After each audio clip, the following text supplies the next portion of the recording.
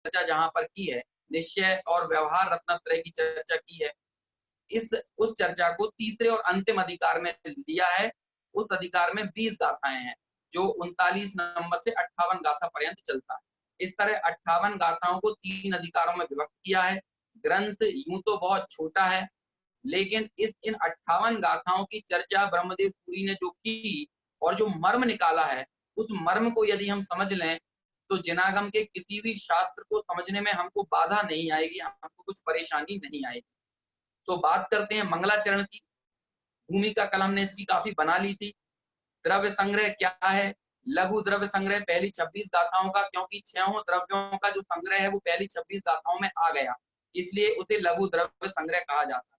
हम सब भी द्रव्य संग्रह से परिचित तो हैं, लेकिन हम सब ने द्रव्य की जो परिभाषा बना रखी है वो अलग है। हमारा जो जीवन है ये भी द्रव्य के संग्रह में ही व्यतीत होता है ना? लेकिन हम द्रव्य किसे मानते हैं? हम लोग रुपया, पैसा, सोना, चांदी, धन, धान्य, हिरण, सुवर्ण, जो 10 प्रकार का बाह्य परिग्रह है, आचार्य उमा स्वामी ने जिसकी चर्चा तत्वार्थ सूत्र में की, या बाह्य परिग्रह की अन्यत्र भी जहाँ चर्चा आती है, उस बाह्य परिग्रह को ही हम द्रव्य मानते हैं, है ना? तो हमने वास्तव में इस लोक का निर्माण जिन 6 द्रव्यों के समूह से हुआ है, उन 6 द्रव्यों के स्वरूप को समझा नहीं। कदाचित याद तो कर लिया होगा कि जीव, उद्गल, धर्म, अधर्म, आकाश, काल, ये 6 द्रव्य होते हैं और ये इनका स्वरूप है, लेकिन उनका स्वरूप समझते हुए हमने कभी इनका भाव भाषण नहीं किया। जैसे अभी लॉकडाउन का समय चल रहा है, तो सब लोग बहुत 56 प्रकार के भोज बनाकर खा रहे होंगे खाली समय में। कई लोग पनीर बना रहे होंगे, कई लोग रसगुल्ले बना रहे होंगे, कई लोग कचौड़ी समोसे बना रहे होंगे, कई लोग पराठे बना रहे होंगे, खीर बना रहे होंगे, पूड़ी बना रहे होंगे।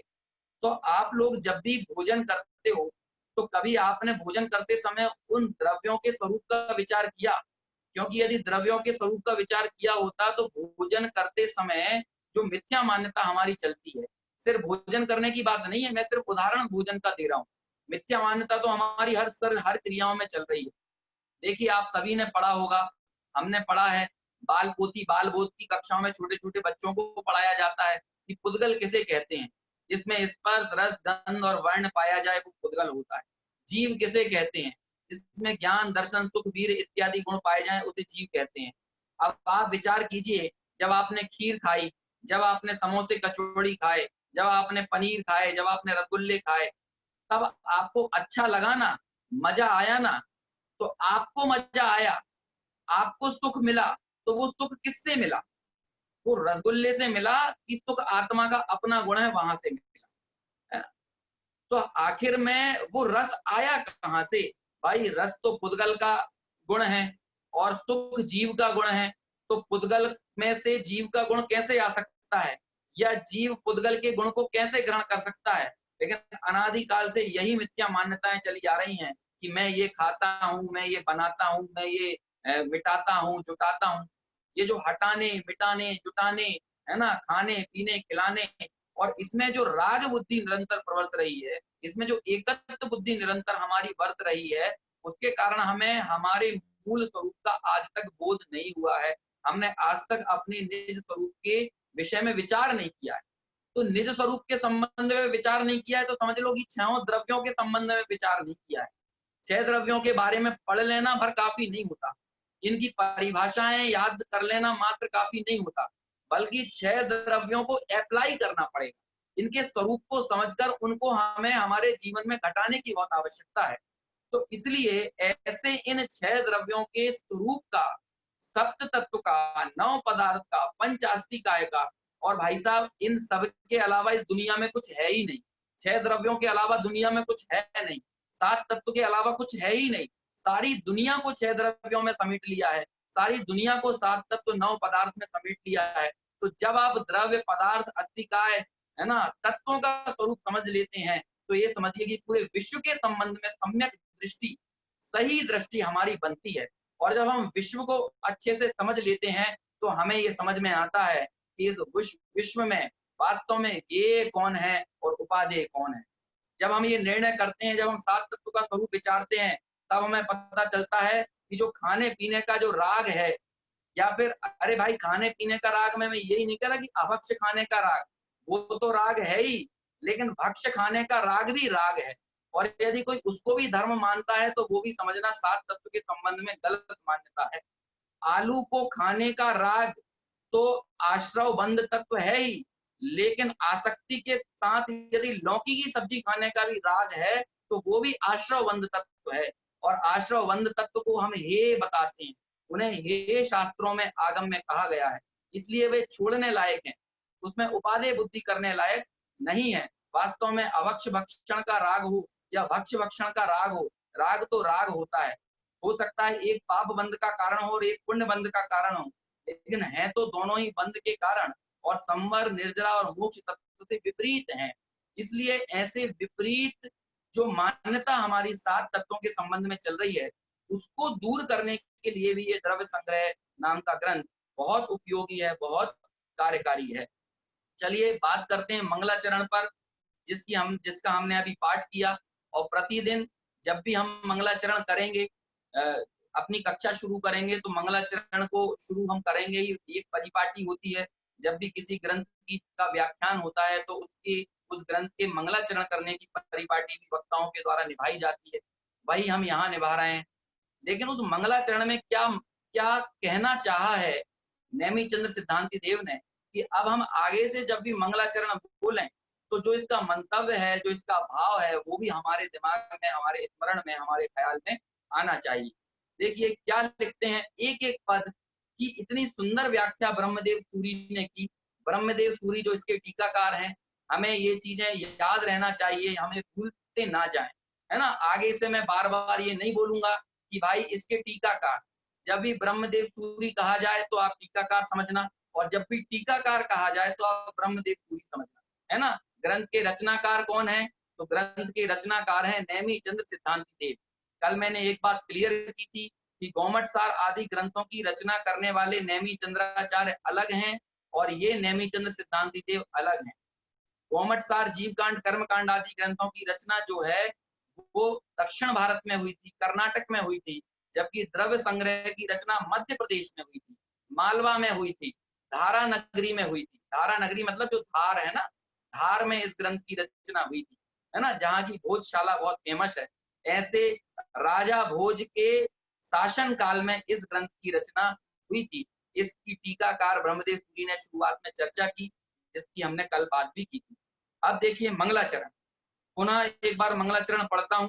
आप में से जिनको याद है वो पढ़ सकते, बोल सकते हैं मेरे साथ में, जिनको याद नहीं है वो सुन सकते हैं, और ध्यान पूर्वक सुनेंगे तो एक एक पद हम बार बार जब बोलेंगे तो वो याद भी होता जाएगा।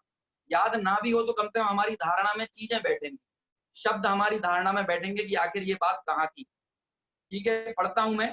अनेक लोगों को तो याद होगा, जैसा मैंने कल कहा था कि द्रव्य संग्रह हुआ, तत्वार्थ सूत्र हुआ, है ना, भक्तांबर स्तोत्र हुआ, ये तो याद करने की परिपाटियां रही हैं, अनेक लोगों को ये सब याद रहते हैं। तो इसलिए अभी तक आपको यदि याद था तो हम इसका अब मर्म भी समझेंगे, और यदि याद नहीं था तो याद करने की का भी प्रयास करेंगे, और मर्म तो समझना है ही। मूलभूत कार्य तो उस मर्म को समझ के अपना कल्याण करना है, और वो प्रयोजन सिद्ध हो तो ही इस स्वाध्याय करने की वास्तव में सार्थकता है। पढ़ता हूं मैं मंगलाचरण। जीवम जीवम तवम जिणवर वसहेण जीर्णे तिष्ठम देविंद विंद वंदम वंदे तम सवदा सिरसा। इसका पद्यानुवाद भी पढ़ता हूँ। कल हम कोशिश करेंगे कि डॉक्टर हुकुमचंद बारेले जी ने जो पद्यानुवाद लिखा है आसान भाषा में, उसको साथ में लेते हुए पद्यानुवाद करें। ये जो मेरे पास ग्रंथ है इसमें पहले जो पद्यानुवाद किया गया होगा उसको यहाँ पर उल्लेख दिया है। इसमें थोड़े शब्द कठिन हो सकते हैं, लेकिन अभी मेरे पास जो प्रति है मैं उसका ही पद्यानुवाद पढ़ता हूँ। जीव अजीव द्रव्य षट भेद, जिनवर वृषभ कहें निर्खेद, शत इंद्र निकरि वंदित मुदा, मैं वंदो मस्तक ते सदा। देखिए क्या इस मंगलाचरण में कहा है। जैसा मैंने कहा, 2-3 बार मैं दोहरा चुका हूं बात, कि ये मंगलाचरण जो कि 2 भागों में बटा हुआ है, इसकी पहली पंक्ति और इसकी दूसरी पंक्ति। पहली पंक्ति को कहते हैं पूर्वार्ध, दूसरी पंक्ति को कहते हैं उत्तरार्ध। तो जो पूर्वार्ध है इस पूर्वार्ध में चर्चा की गई है संबंध, प्रयोजन और अभिधेय की, और जो इस ग्रंथ का उत्तरार्ध है उस उत्तरार्ध में चर्चा की गई है इष्ट देव के नमन की, उनके स्मरण की और मंगल की। अब मंगल की परिपाटी क्या होती है और संबंध, अभिधेय और प्रयोजन क्या होता है, इन दोनों ही बातों को हम यहाँ पर समझेंगे। पद है, इस पद दूसरी पंक्ति का पहले मैं अर्थ करता हूं। वंदे, वंदे तम सव्वदा सिरसा, ये चौथी पंक्ति है, मंगलाचरण की पंक्ति जो है उसमें वंदे तम सव्वदा सिरसा। वंदे, किसको वंदे? इत्यादि पदों के द्वारा। अब देखिए टीकाकार ने जो शब्द प्रयोग किए हैं वो मैं उनको पढ़ता हूं, आपको सुनने में थोड़े कठिन लगेंगे लेकिन हम जब उसकी चर्चा करेंगे तो आपको समझ में आएगा। एक देश शुद्ध निश्चय नय से स्वशुद्धात्माराधना लक्षण, यानी निज शुद्धात्मा की आराधना जिसका लक्षण अर्थात स्वरूप है, ऐसे भाव स्तवन द्वारा तथा असद्भूत व्यवहार नय से उसके प्रतिपादक वचन रूप द्रव्य स्तवन द्वारा नमस्कार करता हूं। ये मैंने पूरा वाक्य बोला, आपको याद नहीं हुआ होगा, जिन लोगों के सामने ग्रंथ होगा, टीका होगी, उन्होंने मिला लिया होगा, जिनके पास टीका नहीं होगी उन्होंने ये नहीं मिलाया होगा। यहाँ पर दो शब्द आए हैं, वंदे, वंदे यानी वंदन करता हूं या स्तवन करता हूं। अब स्तवन को दो भागों में तोड़ दिया है, एक है भाव स्तवन और एक है द्रव्य स्तवन। तो आचार्य कहते हैं कि मैं भाव स्तवन से भी स्तवन करता हूं, मतलब वंदन करता हूं, और द्रव्य स्तवन से भी स्तवन करता हूं, यानी वंदन करता हूं। अब भाव स्तवन और द्रव्य स्तवन में जो नयों का प्रयोग किया है वो समझने लायक है। देखिए मैं ये कह रहा हूं कि आपको, आप जब इस टीका को समझेंगे तो आपके बहुत सारे दूसरे विषय भी क्लियर होते जाएंगे। क्यों? क्योंकि इस ग्रंथ की टीका करते हुए बहुत सारे आगम प्रमाणों का प्रयोग ब्रह्मदेव सूरी ने किया है। तो हम एक साथ एक ग्रंथ के माध्यम से दूसरे ग्रंथों की विषय वस्तु को भी हम इस ग्रंथ के माध्यम से समझ पाएंगे। भाव स्तवन और द्रव्य स्तवन, आपने एक चीज देखी, भाव स्तवन के लिए एक देश शुद्ध निश्चय का प्रयोग किया गया। 2 मिनट, थोड़ी सा व्यवधान आ रहा है।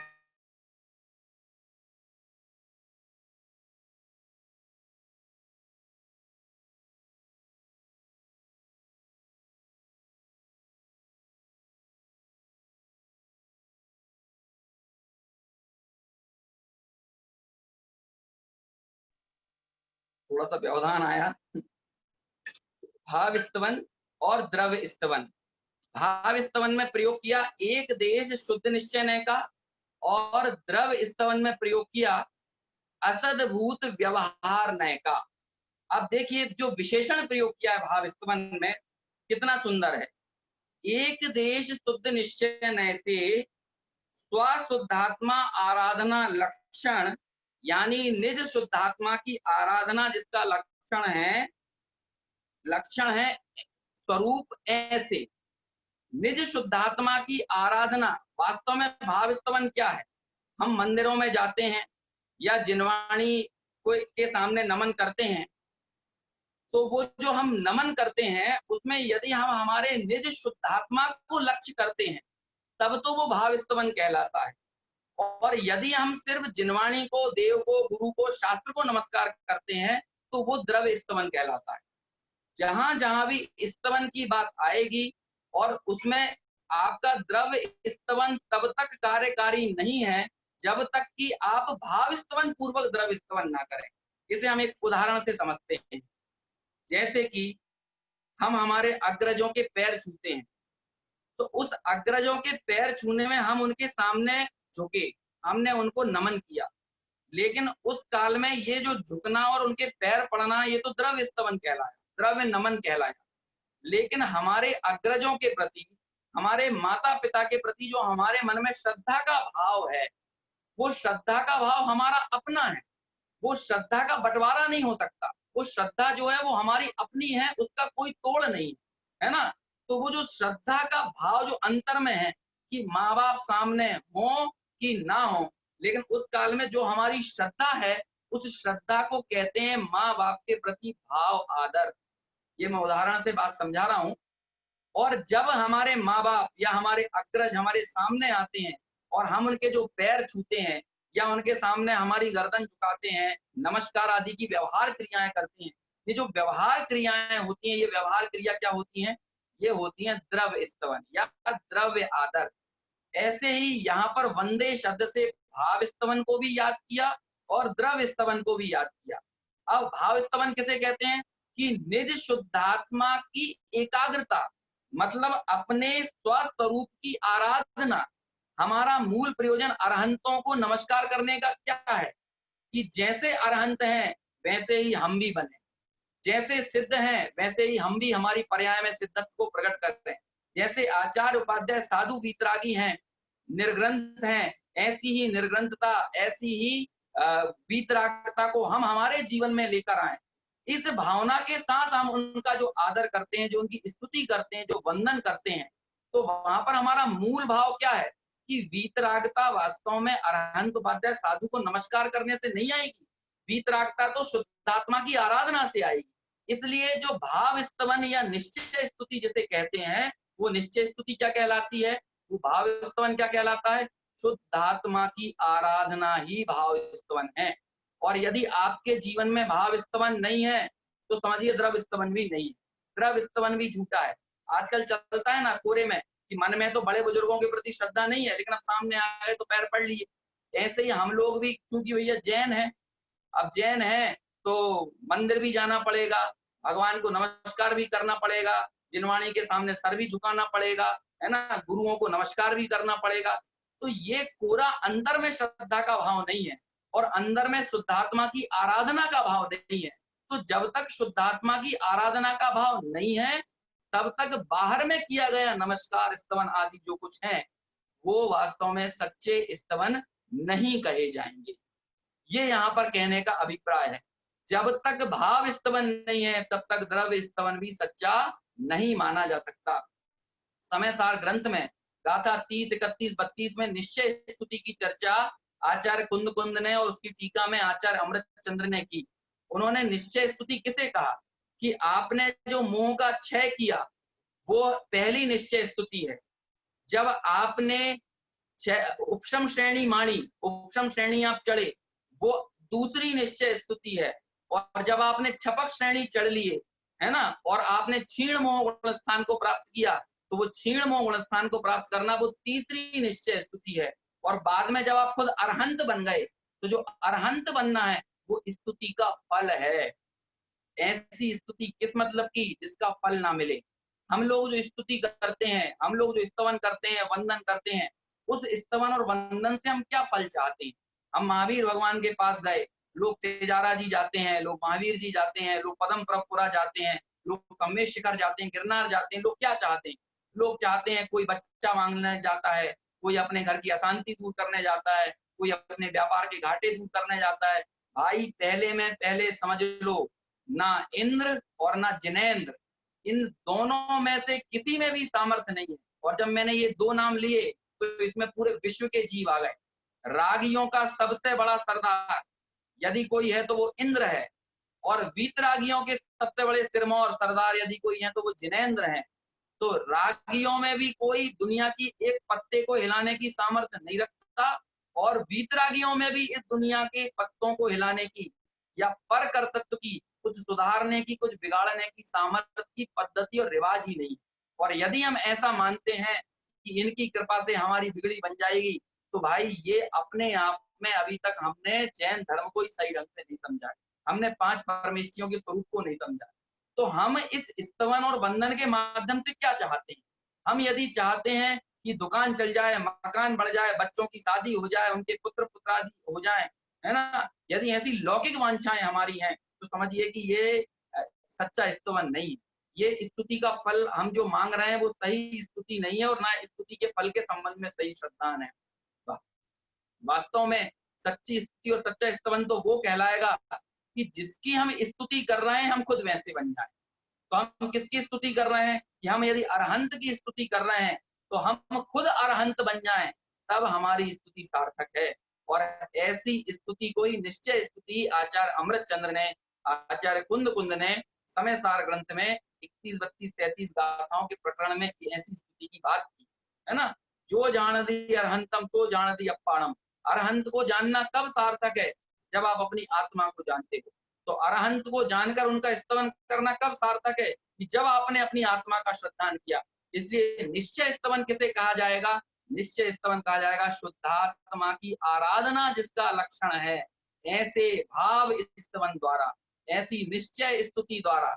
और द्रव्य स्तवन किसे कहा, अब इनमें जो नयों का प्रयोग किया है उसकी भी हम चर्चा करेंगे। द्रव्य स्तवन किसे कहा, कि द्रव्य स्तवन के लिए जो जिन शब्दों का प्रयोग ब्रह्मदेव सूरी ने किया वो कुछ इस प्रकार हैं।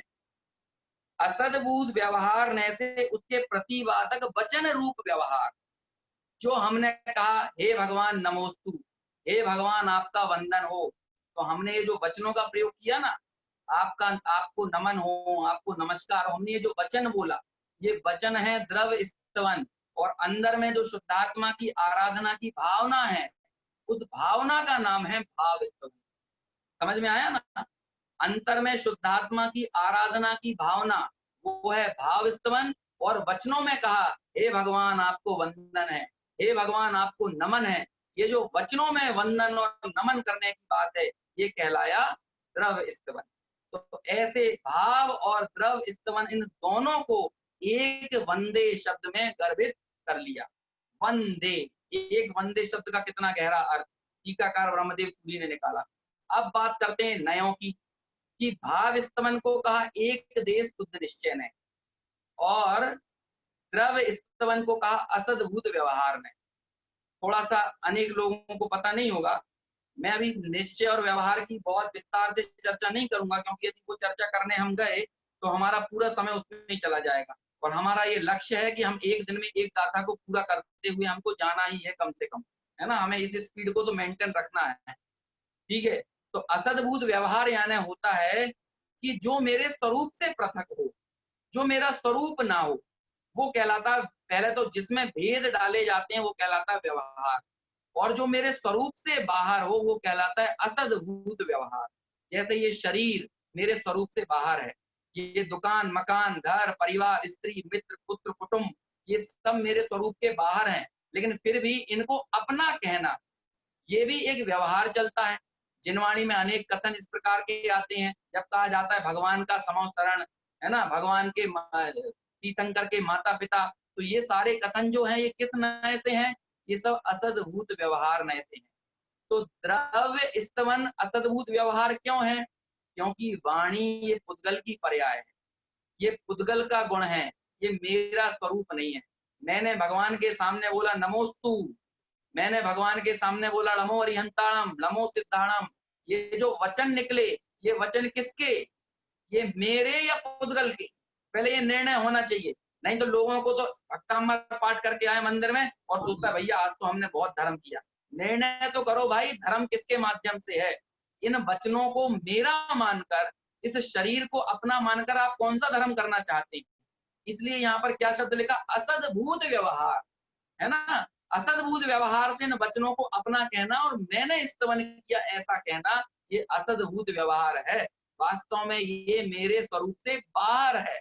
इसलिए क्या, कौन सा नया प्रयोग हुआ द्रव्य स्तवन में, क्योंकि वचन है ना, वचन वाणी का विकार है, पुद्गल की पर्याय है। तो जो वाणी है, वचन है, ये पुद्गल की पर्याय होने से मेरा स्वरूप नहीं है, जीव नहीं है। तो जब निश्चय से ये जीव नहीं है, फिर भी इनको जीव का कहना, ये कौन सा नय हो गया, ये हुआ असद्भूत व्यवहार नय, है ना। एक सद्भूत व्यवहार भी होता है, जब अपनी विकारी पर्यायों को, अपने गुणों में जो भेद डाला जाता है वो असद्भूत व्यवहार है। जैसे मैं राग द्वेष को करने वाला हूँ, तो ये विकारी पर्याय से अपने को जीव का एकत्व करना, है ना, या जीव में राग द्वेष आदि से भेद बनाना, ये कहलाता है सद्भूत व्यवहार।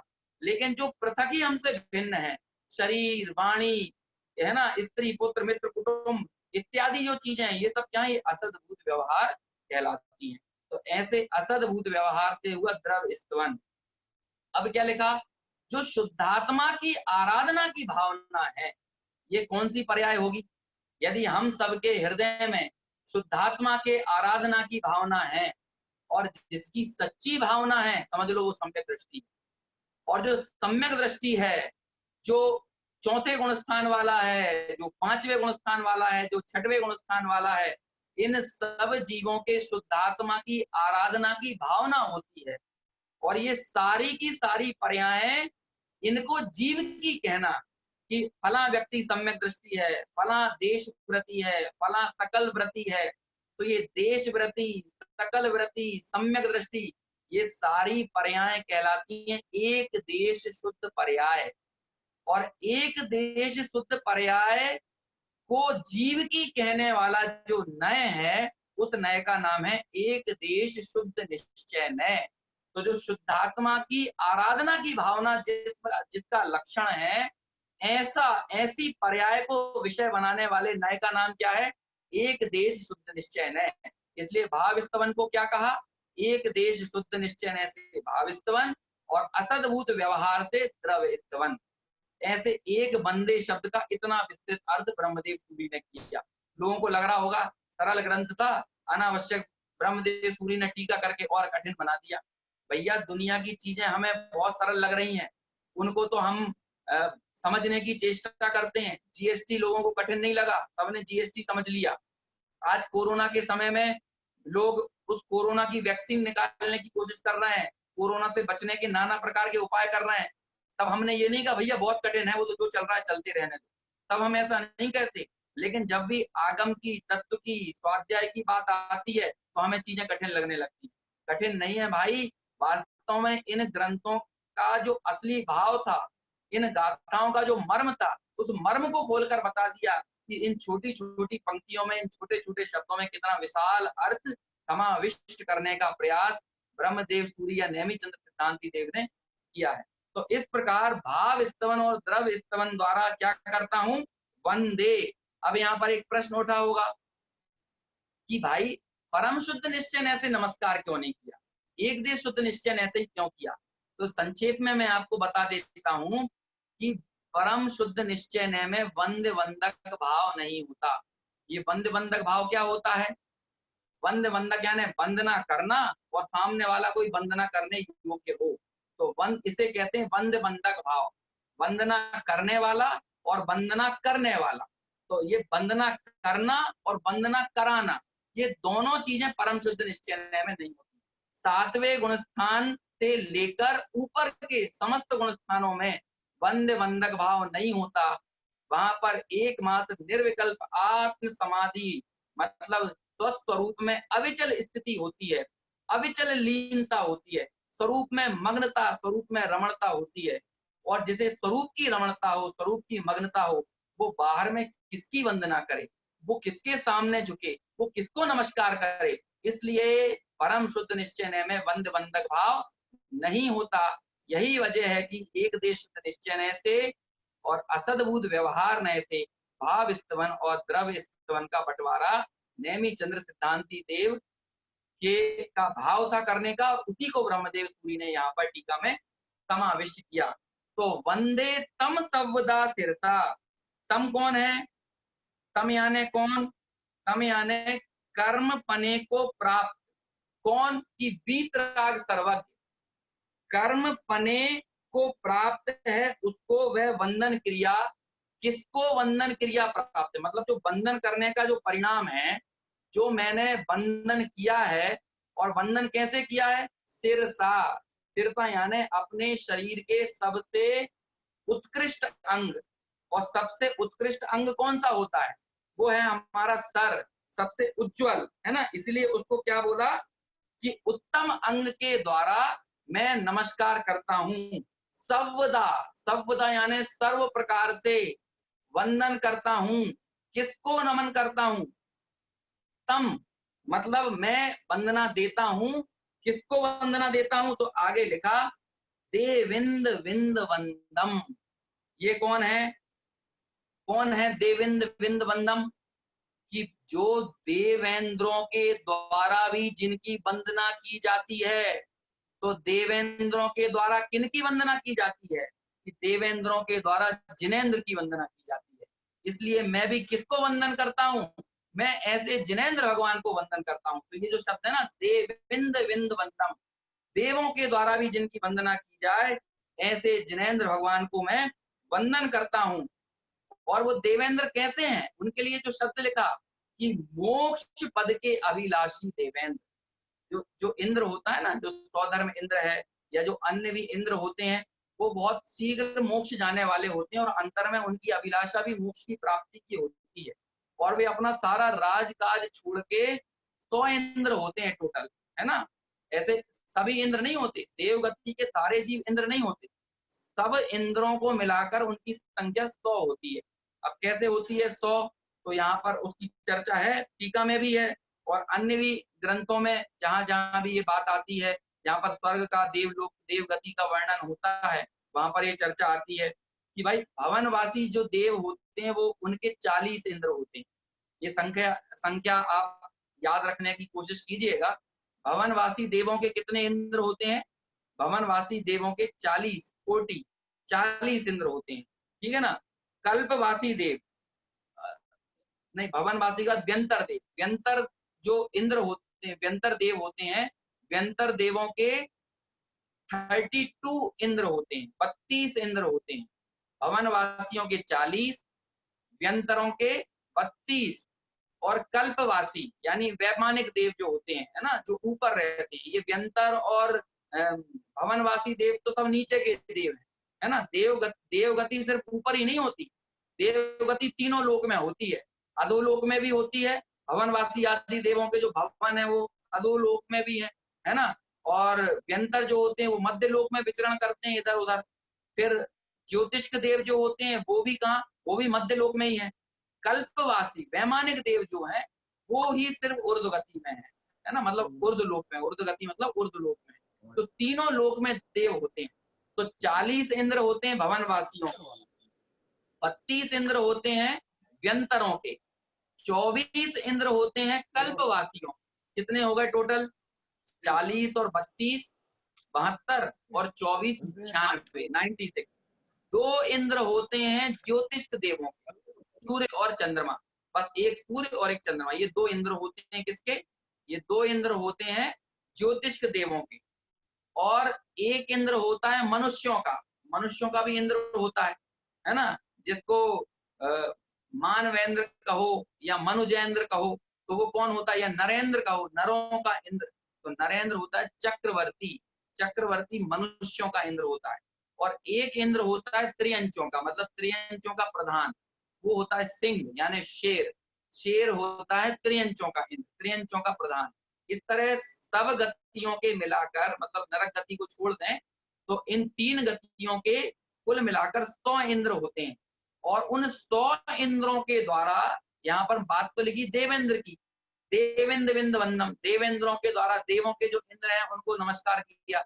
लेकिन टीकाकार ने पूरे 100 इंद्रों को याद किया, मनुष्य गति के इंद्र को भी याद किया और त्रियंच गति के इंद्र को भी याद किया, है ना। तो ऐसे देवेंद्र विंद वंदम, देवेंद्रों के द्वारा जिनकी वंदना की जाती है। तो देवेंद्रों के द्वारा किनकी वंदना की जाती है? कि जिनेंद्र की वंदना की जाती है। जैन देवेंद्र विंद वंदम, है ना। जैन कौन है? वो जैन, जैन यानी जिन भगवान ने, जिनने क्या किया है? ऋद्धिठम दिखाया है, निर्दिष्ट किया है। क्या निर्दिष्ट किया है? क्या निर्दिष्ट किया है? तो जीव मजीवम दव्वम, किसको दिखाया है? जीव को दिखाया है और अजीव को दिखाया है। बात तो सिर्फ 2 लिखी, लेकिन इस जीव अजीव में 6 द्रव्य आ गए, क्योंकि जीव तो एक जीव है और अन्य 5 द्रव्य वो क्या है? वो अजीव है। इसलिए देवेंद्र विंद वंदम, देवों के भी द्वारा जो वंदना की जाती है, ऐसे जिनेंद्र ने जैन निर्दिष्टम, जिन्होंने दिखलाया है, बताया है, निर्देश किया है ना, जिन्होंने उपदेश दिया है। किसका उपदेश दिया है? अच्छा, मेरे को मैसेज आया है, धीरे धीरे बोलूं, लिखते नहीं बन रहा है, क्या करूं? मुझे मेरे मन में ये राग चलता है कि जल्दी विषय पूरा करना है ना, नहीं तो क्या समय ज्यादा हो जाएगा और विषय रह जाएगा। इसलिए थोड़ी स्पीड पकड़ने का प्रयास कर रहा था। खैर कोशिश करता हूँ, आराम से बोलता हूँ। देवेंद्र विंद वंदम, देवों के भी जो इंद्र हैं, देवों के भी जो देवेंद्रों के द्वारा जो बंधन करने योग्य हैं, ऐसे जिनेंद्र भगवान ने क्या दिखाया है? जीव मजीवम दब्बम, जीव और अजीव इन द्रव्यों का स्वरूप दिखाया है। तो भाई साहब सिर्फ 2 द्रव्यों का स्वरूप नहीं दिखाया, समझ लो पूरी दुनिया दिखा दी। क्यों? क्योंकि जीव और अजीव के अलावा इस दुनिया में है ही क्या, है ना? धर्म, अधर्म, आकाश, काल और पुद्गल ये अजीव द्रव्य हैं, और एक चैतन्य स्वाभाविक आत्मा ये जीव द्रव्य है। ऐसे जीव और अजीव द्रव्यों को उन जिनेंद्र भगवान ने दिखलाया है। यदि जिनेंद्र भगवान ना होते तो कौन इनका स्वरूप हमारे पास तक पहुंचाता? इसलिए ऐसे उन जिनेंद्र भगवान, अभी आगे आएगा वो जिणवर वस्तेन, है ना? तो जिन्होंने जीव और अजीव द्रव्यों का स्वरूप दिखाया है, ऐसे कौन है? अब देखिए यहाँ पर टीकाकार ने इसमें भी निश्चय व्यवहार लगाया। किस तरह निश्चय व्यवहार लगाया? कि जीव और अजीव द्रव्य वे इस प्रकार हैं कि सहज शुद्ध चैतन्य आदि लक्षण जीव द्रव्य है, और उससे विलक्षण यानी पुद्गल आदि 5 भेद वाला अजीव द्रव्य है। तदुपरांत चित्त चमत्कार लक्षण शुद्ध जीवास्तिकाय आदि 5 अस्तिकायों का, मतलब जीव मजीवम दव्वम में 5 अस्तिकाय को भी लिया, 7 तत्वों को भी लिया, 6 द्रव्यों को भी लिया, ऐसे सब की चर्चा की, 9 पदार्थों को भी लिया, है ना? तो चित्त चमत्कार लक्षण ऐसे शुद्ध जीवास्तिकाय आदि 5 अस्तिकायों का, और परम चित्त ज्योति स्वरूप शुद्ध जीवादि 7 तत्वों का, और निर्दोष परमात्मादि 9 पदार्थों के स्वरूप का कथन किया है। ऐसे जिनेंद्र भगवान, ऐसे किसने ये कथन किया है? तो आगे लिखा जिनवर वसहेण। अब ये क्या होता है जिनवर वसहेण? जिनवर वृषभ ने।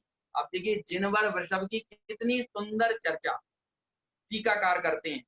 उन्होंने जिन, जिनवर और जिनवर वृषभ इन 3 शब्दों को तोड़ दिया। अब जिन किसे कहते हैं? ये मूल आचार्यों के कथन बता रहा हूं। मूल आचार्य जो टीका में लिख रहे हैं, लोग असंयत सम्यक दृष्टि को हल्का फुल्का समझते हैं, लेकिन उस असंयत सम्यक दृष्टि यानी चौथे गुण स्थान वाले को, अविरत सम्यक दृष्टि को, जिसके जीवन में कोई विरत नहीं है, उसको जिन संज्ञा प्राप्त है। यहाँ पर लिखा, मूल टीका पढ़ के आपको संस्कृत से बताता हूं। देखिए क्या लिखते हैं,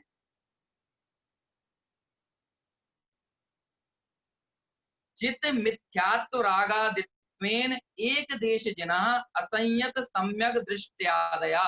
असंयत सम्यक दृष्टि आदि अपने मिथ्यात्व और अनंतानुबंधी चतुष्क जितने अनंतानुबंधी चतुष्क संबंधी राग को जीतने के कारण एक देश जिन है। तो चौथे गुण स्थान वाला, 5वें गुण स्थान वाला और 6ठे 7वें गुण स्थान वाले मुनिराज, सामान्य मुनिराज, ये सबको जिन संज्ञा दी। और इन जिन के भी जो वर यानी इनमें श्रेष्ठ हैं, चौथे 5वें और 6ठे 7वें गुण स्थानों में भी जो श्रेष्ठ हैं वो कौन है? ऐसे गणधर आदि कहलाते हैं जिनवर। हालांकि गणधर भी 6ठे 7वें गुण स्थान वाले होते हैं, लेकिन उनको विशेष अलग किया, क्योंकि वो इन सामान्य 6ठे 7वें गुण स्थानवर्ती मुनिराजों से उनका विशेष प्रज्ञा है, विशेष क्षयोपम है, द्वादशांग के पाठी हैं, भगवान की वाणी को झेलते हैं, है ना? उसको द्वादशांग में निबद्ध करके हम तक शुद्ध के रूप में पहुंचाते हैं। तो इसलिए गणधरों को विशेष रखा, तो उनको कहा जिनवर। जिन संज्ञा किसको दी? जिन संज्ञा दी चौथे गुणस्थान से लेके 7वें गुणस्थान तक के सामान्य सम्यक दृष्टियों, है ना? इनको कहा जिन। इन जिन के जो वर यानी श्रेष्ठ हैं, तो इनमें श्रेष्ठ कौन है? तो इनमें श्रेष्ठ है गणधर, तो उनको कहा जिनवर। और इन गणधरों में भी जो वृषभ हैं, गणधरों में भी जो महान हैं, जिनके गणधर गणधर होते हैं। गणधर किनके गणधर होते हैं? कि तीर्थंकर आदि अरहंत भगवान, वो कहलाते हैं जिनवर वृषभ। जिनवर वृषभ संज्ञा किसको दी? तीर्थंकर आदि 13वें गुण स्थान वाले। वास्तव में तीर्थंकर प्रकृति का जो उदय है वो 13वें गुण स्थान से ही होता है। 13वें गुण स्थान से पहले तक तो तीर्थंकर प्रकृति बंधती रहती है, लेकिन जो उसका उदय आता है, वास्तव में जो तीर्थंकर संज्ञा मिलती है वो 13वें गुण स्थान से मिलती है। तो ऐसे वे केवली तीर्थंकर भगवान, जिनकी दिव्य ध्वनि कीर्ति है, जिनके समोषण की रचना होती है। सामान्य केवलियों का समोषण नहीं रचता है, तीर्थंकरों का समोषण रचता है। सामान्य केवलियों के गंध कुटी की रचना होती है, तीर्थंकरों के समोषण की रचना होती है। इसलिए तीर्थंकर को सर्वोत्कृष्ट पुण्य प्रकृति कहा। क्यों? क्योंकि उससे सारे जीवों के कल्याण का मार्ग प्रशस्त होता है। इसलिए उन्हें क्या कहा? जिनवर वृषभ। ऐसे उन जिनवर वृषभ को वंदे। कैसे वंदे?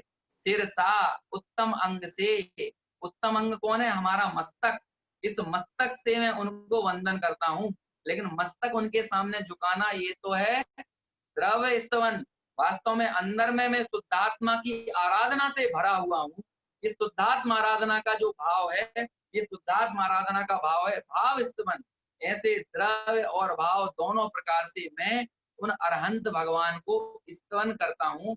उन तीर्थंकर भगवंतों को मैं स्तवन करता हूँ, जिन तीर्थंकर भगवंतों ने जीवम अजीवम दब्बम नित्यम, जिन्होंने जीव अजीव द्रव्यों को निर्दिष्ट किया, बतलाया। यदि ये भगवंत ना होते तो आखिर कौन हमको इस काल में जीव और अजीव द्रव्यों का स्वरूप बतलाता, है ना। तो इस तरह से ये मूल उसकी चर्चा हुई। अभी थोड़ी कुछ बातें और लिखी हैं इसमें, मैं आपके सामने, इसमें ये वाले ग्रंथ की पीडीएफ नहीं है। मैं कल कोशिश करूंगा कि आपके सामने टीका भी रहे, जिससे जिन लोगों को पास ग्रंथ नहीं है वो लोग टीका से मिला सकें। क्योंकि हम हर चीज की व्याख्या करने जाएंगे तो बहुत समय जाएगा। तो जो चीजें सामान्य समझने वाली रहेंगी वो आप आसानी से उसको पढ़कर समझ लें। इसलिए आपकी स्क्रीन पर मैं टीका लाने का प्रयास करूंगा। ऐसे जिनवर वसेण जिनेन्द्र भगवान को मैं नमस्कार करता हूँ। अब जो हमने शुरू में चर्चा की थी, है ना, 2-4 मिनट में उस चर्चा को भी कर लेते हैं। ये संबंध, अभिधेय और प्रयोजन क्या होता है और मंगल क्या होता है ना, इसकी चर्चा भी यहाँ पर की है। तो भैया इस ग्रंथ, इस मंगलाचरण के उत्तरार्ध में यानी दूसरी पंक्ति में मंगल किया है। अब मंगल किस लिए किया जाता है? तो उसके 4 कारण होते हैं। 4 कारणों के लिए मंगल किया जाता है, मंगलाचरण किया जाता है। और मंगलाचरण जरूर करना चाहिए ग्रंथकार को। आचार्यों के लिए निर्देश दिया है, सटखंडागम ग्रंथ में गाथा है कि भैया मंगलाचरण जरूर अवश्य करना चाहिए। क्यों करना चाहिए? आप तो परीक्षा में भी ये चर्चा है ना, और भी अन्य कई स्थानों पर उल्लेख किया है कि मंगलाचरण क्यों करना चाहिए। कई टीकाओं में ये बात आई है कि आचार्य जब ग्रंथ रचना करें तो मंगलाचरण करें। क्यों मंगलाचरण करें? तो उसका पहला कारण होता है नास्तिकता का त्याग, कि हम नास्तिक नहीं है, हम किसी को अपना सिरमौर मानते हैं, हमारी श्रद्धा किसी इष्ट देव के प्रति है। इसलिए अपनी आस्तिकता को बताने के लिए, क्यों? क्योंकि जैन धर्म पर यह आरोप लगता है कि ये नास्तिक दर्शन है, तो हम ये बताते कि नहीं, हम वंदन करते हैं, हम नमन करते हैं, हम किसी को महिमामान मानते हैं, हम किसी को अपना इष्ट देव मानते हैं, हम किसी को अपना आप्त मानते हैं। इसलिए नास्तिकता के त्याग के लिए मंगल किया जाता है, पहली चीज। दूसरी चीज, शिष्टाचार का पालन। भैया गर्वोन्मत्त नहीं है, मैं ही लिखने वाला हूं ग्रंथ, नहीं, ऐसा अहंकार मत करो। ये वाणी हमें कहां से मिली? ये वाणी जिनेन्द्र भगवान ने हमें हम तक पहुंचाई है। इसलिए ये एक शिष्टाचार होता है कि हमें जिनके माध्यम से वाणी मिली है हम उनको याद करें। तो इसलिए मंगलाचरण का दूसरा प्रयोजन क्या होता है? शिष्टाचार का पालन। पहला क्या होता है? नास्तिकता का परिहार। दूसरा क्या होता है? शिष्टाचार का पालन। तीसरा होता है पुण्य की प्राप्ति, है ना। अब पुण्य की प्राप्ति क्यों होती है? पुण्य की प्राप्ति, पुण्य क्या पुण्य के इच्छुक होते हैं? पुण्य के मन में वांछा होती है, ख्वाहिश होती है? नहीं भाई साहब, पुण्य की प्राप्ति का मतलब यह है कि हमारा सर्व अप्रशस्त का त्याग है। और हमने जब इष्ट देव को याद किया, उनको वंदन किया, उनको नमस्कार किया, तो सहज ही पुण्य प्रकृतियों का बंध हुआ, सहज ही प्रशस्त का बंध हुआ। और ये पुण्य प्रकृति हमें इस ग्रंथ को निर्विघ्न निर्विवाद ढंग से पूरा करने में सहायक बनेगी। क्योंकि अनेक आचार्य, अनेक विद्वान ऐसे हुए जिनके ग्रंथ पूरे नहीं हो पाए। और सबसे बड़ा उदाहरण हमारे सामने पंडित टोडरमल जी का है, जिनका मोक्ष मार्ग प्रकाशक शुरू तो हुआ, लेकिन वो मोक्ष मार्ग प्रकाशक पूरा नहीं हो सका, वो पूर्ण नहीं हो सका। तो इसीलिए एक भावना है कि ऐसे अरहंत भगवंतों को, इष्ट देव को, आपको याद करके जो पुण्य का बंध होगा, उस पुण्य के बंध के परिणाम स्वरूप जो प्रशस्त प्रकृतियां बनेगी, वो इस ग्रंथ को निर्विघ्न, कोई बाधा नहीं आएगी, निर्विघ्नता के साथ ये जो कार्य हमने शुरू किया है, ये कार्य पूर्ण हो सकेगा। और चौथा जो होता है वो होता है विघ्न विनाश। तो भाई जब पुण्य बंधेगा तो विघ्न का विनाश भी होगा। ये चारों चीजें एक दूसरे से जुड़ी हुई हैं। पहला नास्तिकता का परिहार, तो जब नास्तिकता का परिहार हुआ तो शिष्टाचार का पालन हुआ अपने इष्ट देव को नमस्कार करके। जब इष्ट देव को नमस्कार किया, शिष्टाचार का पालन किया, तो सहज पुण्य की प्राप्ति हुई। और जब पुण्य की प्राप्ति हुई तो जब पुण्य बंधेगा, पुण्य की प्राप्ति होगी तो विघ्न का विनाश होगा। ये है मंगल करने का, मंगलाचरण करने के या शास्त्र के आरंभ में जो अरहंत को अपने इष्ट देव को नमस्कार किया जाता है उसका, उसकी मूल वजह। तो ये चर्चा की उत्तरार्ध में। और मंगलाचरण के पूर्वार्ध में, मतलब पहली पंक्ति में, संबंध, अभिधेय और प्रयोजन। अब इस ग्रंथ का संबंध क्या है, इस ग्रंथ का अभिधेय क्या है और इस ग्रंथ का प्रयोजन क्या है, इसको भी ब्रह्मदेव सूरी ने बताया। बस ये तीन चीजों, इन तीन पदों को हम की बात करके आज की चर्चा को पूर्ण करेंगे। तो संबंध क्या है, तो इस मंगलाचरण में या इस ग्रंथ में क्या संबंध बताया है, तो यहाँ पर है व्याख्यान और व्याख्येय संबंध।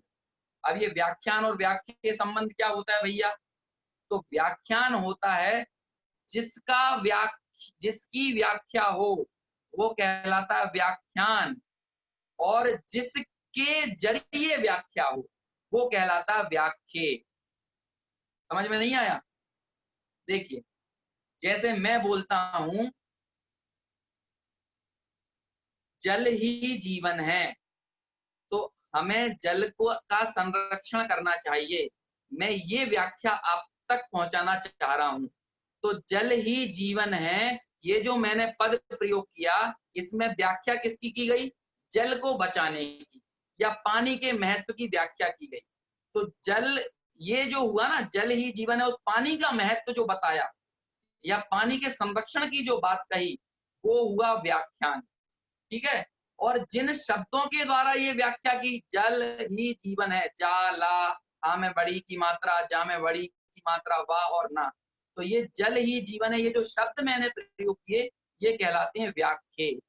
ऐसे ही इस ग्रंथ में व्याख्यान किसका है, तो देखिए कितनी सुंदर बात लिखते हैं कि विशुद्ध ज्ञान दर्शन जिसका स्वभाव है, ऐसे परमात्मा के स्वरूप आदि का विवरण है ना, आत्मा के स्वरूप का विवरण, परमात्मा के स्वरूप का विवरण, ये इस ग्रंथ का व्याख्यान है।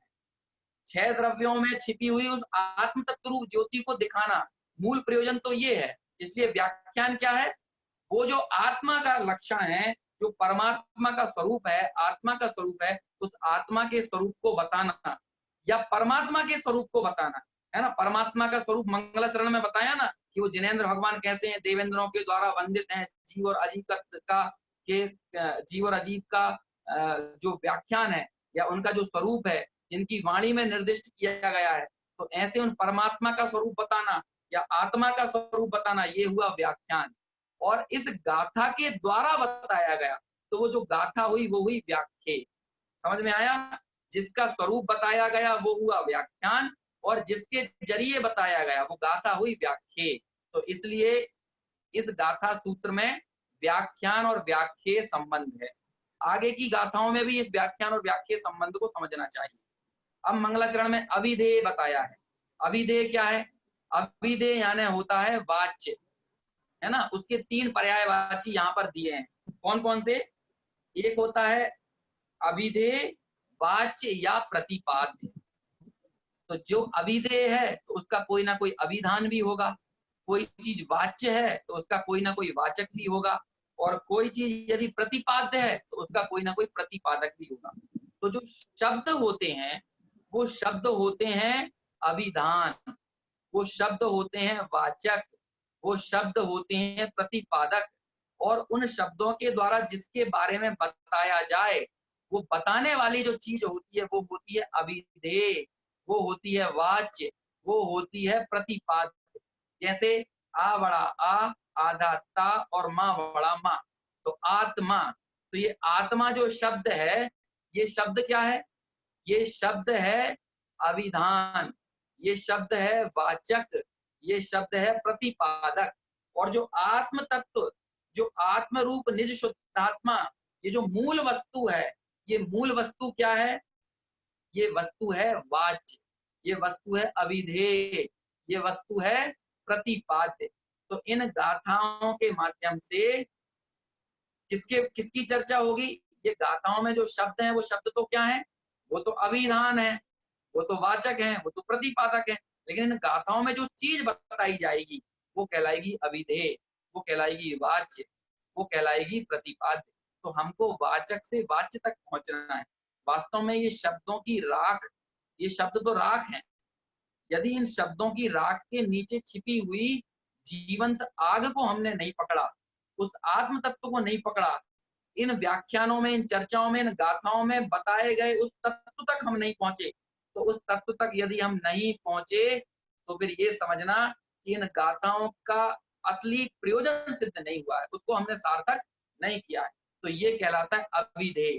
तो उस अभिधेय की चर्चा भी पहली पंक्ति में की है ना। पहली पंक्ति में था ना, जीव मजीवम दव्वम। तो ये जीव मजीवम दव्वम, यही इन जीव और अजीव का ही तो अभिधान किया जाएगा ना। और उन जीव और अजीव से जो मूल तत्व है, उस मूल तत्व को आप पकड़ेंगे तो वो कहलाएगा अभिधेय। तो ऐसे अभिधान अभिधेय संबंध को भी यहाँ पर बताया। तो दो चीजें हुई, संबंध हुआ, अभिधान हुआ, और तीसरा होता है प्रयोजन। तो प्रयोजन क्या है? मूल शब्द पढ़ता हूं मैं ब्रह्मदेव सूरी के, कि प्रयोजन क्या है? व्यवहार से छह द्रव्यादि का परिज्ञान, वह इस ग्रंथ का प्रयोजन है। आप छह द्रव्यों का स्वरूप जानो, ये व्यवहार से प्रयोजन है, ये निश्चय से प्रयोजन नहीं है। आपको छह द्रव्यों की परिभाषा याद हो, छह द्रव्यों का क्या स्वरूप है वो याद हो जाए, आप जानने लगो, समझने लगो, ये व्यवहार प्रयोजन है। तो निश्चय प्रयोजन क्या है? निश्चय प्रयोजन आगे बताते हैं कि निश्चय से निज निरंजन शुद्धात्म संवित्ति से उत्पन्न निर्विकार परमानंद जिसका लक्षण है, ऐसे सुखामृत के रसास्वादन, ऐसे सुखामृत के रसास्वाद रूप स्वसंवेदन ज्ञान, वह इस ग्रंथ का प्रयोजन है। हम इस ग्रंथ को पूर्ण करें तो हम सबको स्वसंवेदन हो, तो ये इसका निश्चय प्रयोजन है। और इस ग्रंथ में कई द्रव्य पदार्थ अस्थिकाय तत्व आदि के स्वरूप हमारे दिमाग में स्पष्ट हो गए, हमने याद कर लिए, हमारे क्षयोपम का विषय बने। तो ये क्षयोपम का विषय बनना है व्यवहार प्रयोजन और स्वसंवेदन, जिसके माध्यम से जो सुखानुभूति हमें हुई, जो अतीन्द्रिय सुख का वेदन हमें हुआ, यदि वो अतीन्द्रिय सुख का वेदन हो, वो स्वसंवेदन हो, तो स्वसंवेदन रूप सुखानुभूति को कहा निश्चय प्रयोजन। इस तरह से पूर्वार्ध में संबंध, अभिधेय और प्रयोजन की चर्चा की, और उत्तरार्ध में मंगल क्यों किया जाता है, मंगलाचरण की परिपाटी क्यों है, उस परिपाटी का निर्वहन किस लिए किया, उसकी चर्चा यहाँ पर ब्रह्मदेव सूरी ने, टीकाकार ने ऐसा क्यों किया है उसको बताया। एक चीज और रह गई है जो आपको बताना था, कि आचार्यों के प्रति टीकाकार का बहुमान कितना है, कितना बहुमान है। देखना, आप सुनिएगा, जब आचार्य ने इस गाथा की शुरुआत की थी ना टीका में, तो देखिए कितने सुंदर शब्द लिखे थे। मंगलार्थम इष्ट देवता नमस्कारम मनसि धृत्वा भगवान सूत्रमिदं प्रतिपादयति। समझ में तो नहीं आया? देखिए हिंदी पढ़ता हूं। अब गाथा में संबंध, अभिधेय और प्रयोजन कहता हूं, और उत्तरार्ध में मंगल के लिए इष्ट देव को नमस्कार करता हूं, ऐसा अभिप्राय मन में रखकर भगवान इस गाथा सूत्र को कहते हैं। ब्रह्मदेव सूरी ने नेमी चंद्र सिद्धांति देव का नाम भी नहीं लिया। क्यों नाम नहीं लिया?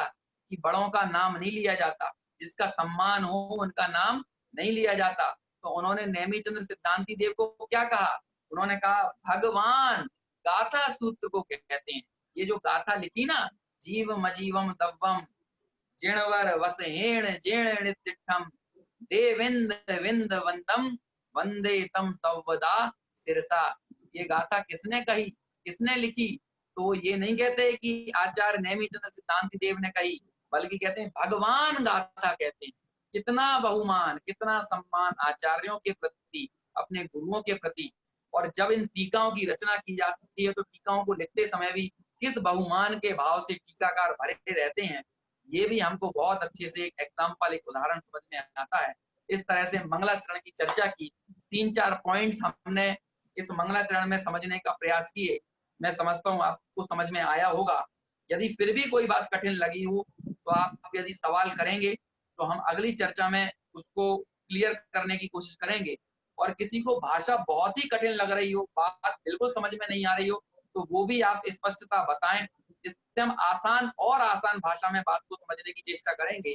लेकिन मैं आपसे एक बात और कहना चाहूंगा व्याख्यान के आखिर में, कि हम मूल आचार्यों के शब्दों से बंधकर ग्रंथ को समझने की चेष्टा करें, किसी वक्ता के द्वारा ग्रंथ को समझने की चेष्टा ना करें।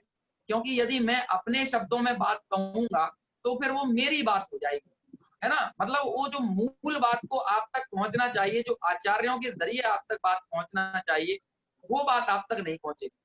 तो हमें यदि आचार्यों का दिल समझना है, आचार्यों के हृदय को समझना है, उनके भाव को समझना है, तो हमें आचार्यों की भाषा में ही उस शैली को समझने की हमारी एक प्रवृत्ति विकसित करना चाहिए।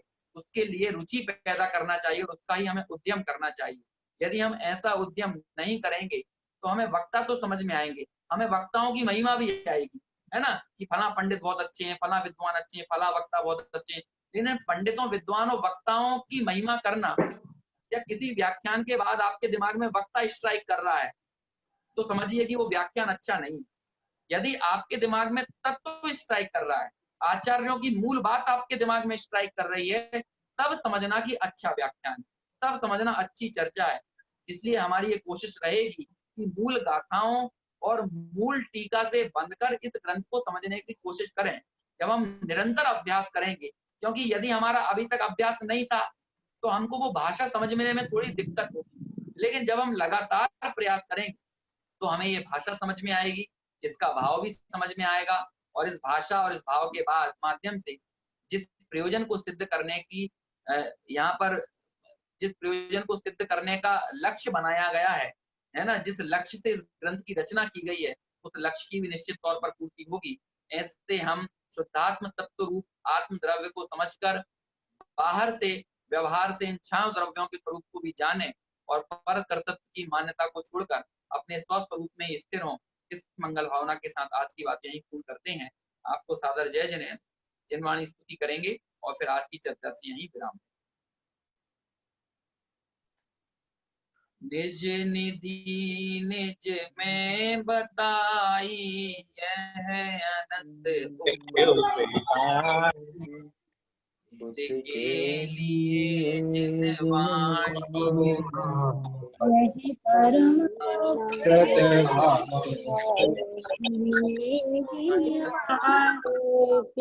वाणी मात बलि